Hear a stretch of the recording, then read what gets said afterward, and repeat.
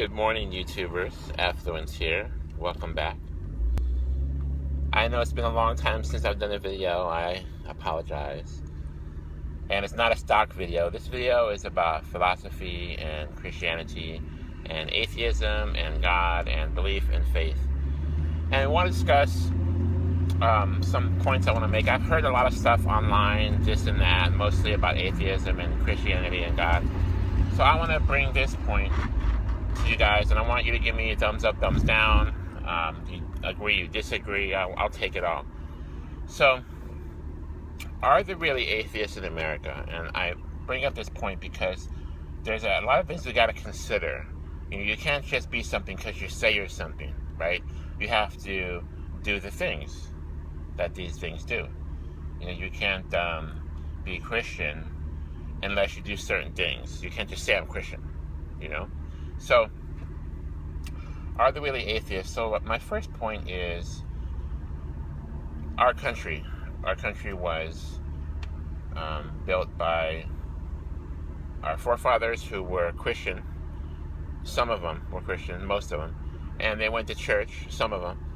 And they built the country with the intention that they're going to have freedom for their religion, to have freedom, complete freedom,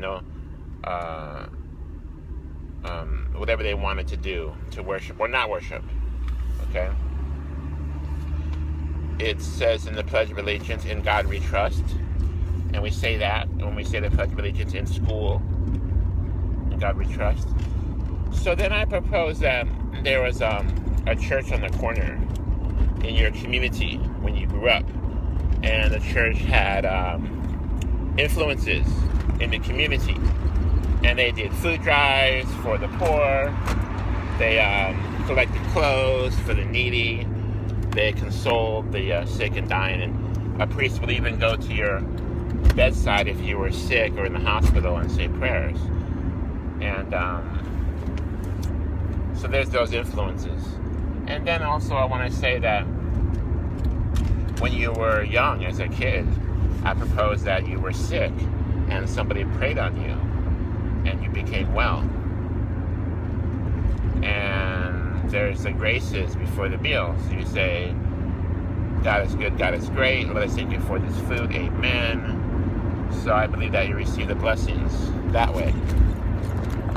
And also there's, thank you for this food, thank you for our family, bless us this day and the days ahead. So that's a prayer of thanks and blessing. And you receive these prayers, I propose, and this is our culture. We're inundated by these Christian things, these rituals, if you will. What else? There's Christmas, Christmas holiday, Jesus' birthday, right? That's the birthday of Jesus. We take 2 weeks vacation or a week vacation. Oftentimes it's paid. So we do these things, right? And if you wanted to work, you'd be the only one working because everybody else would be off, right? So in essence, you have to take this vacation, most of us. We exchange gifts, this is a thing we do with goodwill. We exchange gifts.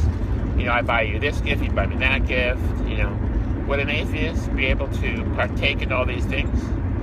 Like, when you say, oh no, I'm an atheist, I don't do gifts.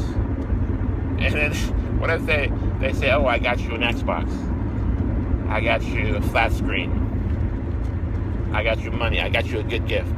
You'd probably say, oh, well, I'll make an exception in this case, So my question is, where do you draw the line if you're an atheist? Is it like being a vegetarian when you say, oh, I can eat fish, I can eat chicken, I'm a vegetarian, I can have eggs?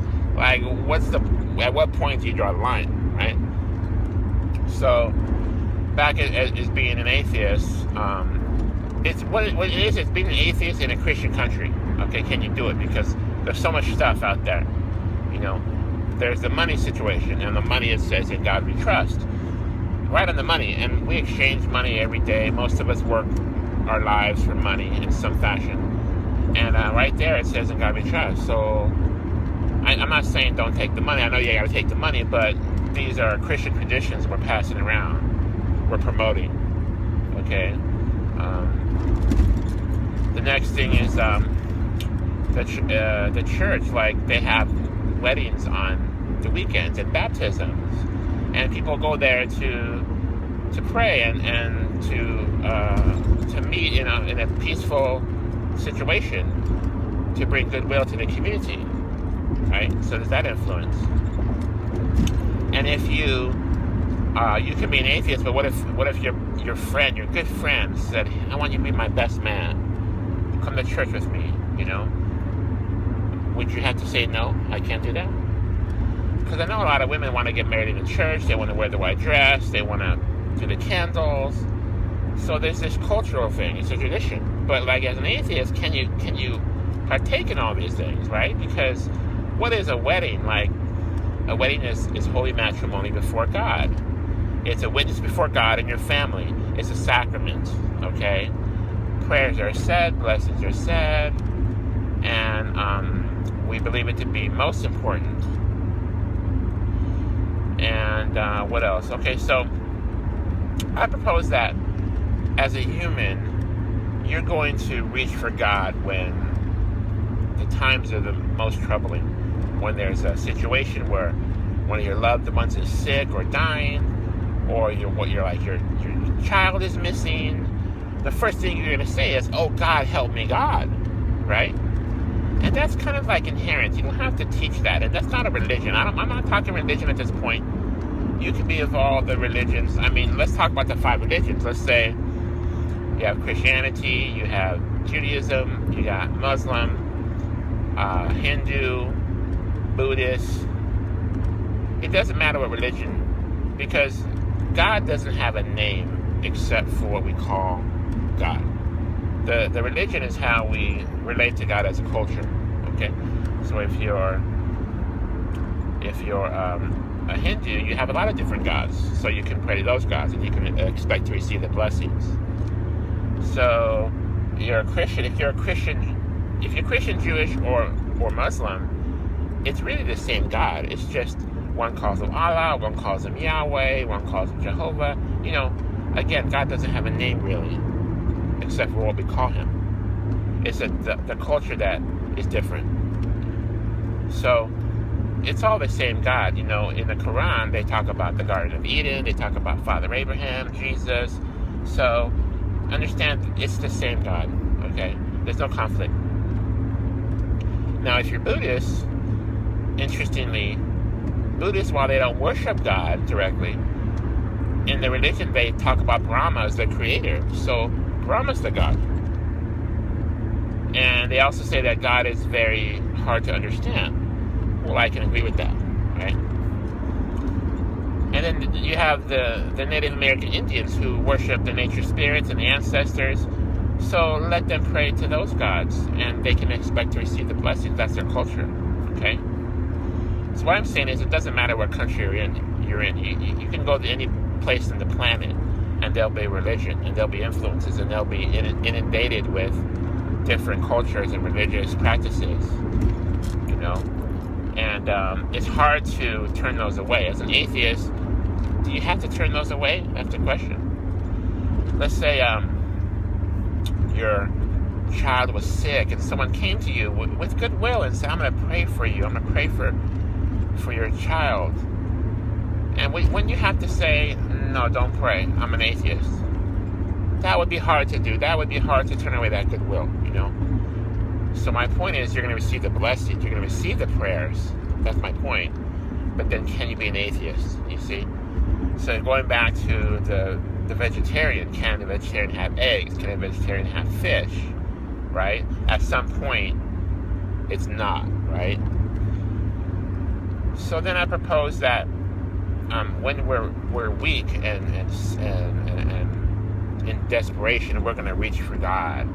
It's just inherent. I'll come back to that. And even if you're an atheist, you push away God. I'm not saying you can't push away God. Push away God as an atheist. But then, maybe on your deathbed, what about on your deathbed, you just reach for God. "Oh, God, help me, God." And then now you're an atheist, right? Yeah, think about that.